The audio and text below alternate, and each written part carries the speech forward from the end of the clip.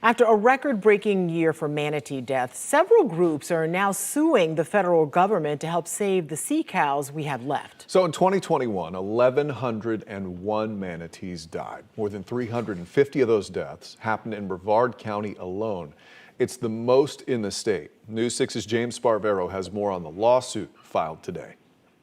Dying at a record rate, Florida's manatees need more federal protection. Conservation groups argue in a new lawsuit against the U.S. Fish and Wildlife Service to ensure that we have manatees for generations to come. Jacqueline Lopez says after 1,100 Florida manatees died last year, many starving because pollution is killing seagrass, it's time the U.S. government revise and update the manatee's critical habitat.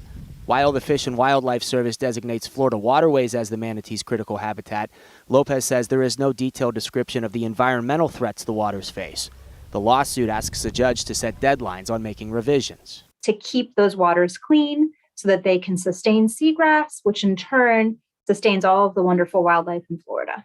Wildlife authorities are experimenting with feeding manatees lettuce, but it's still against the law for the public to feed them. This crowd watching manatees gather in the warmer water of the DeSoto Canal, like they always do this time of year in Satellite Beach.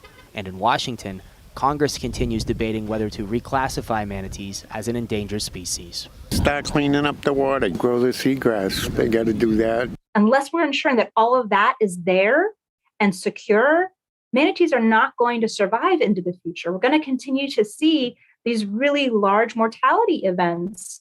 We also contacted the Florida office of the U.S. Fish and Wildlife, but a spokesperson tells us it's not making any comment right now on the lawsuit.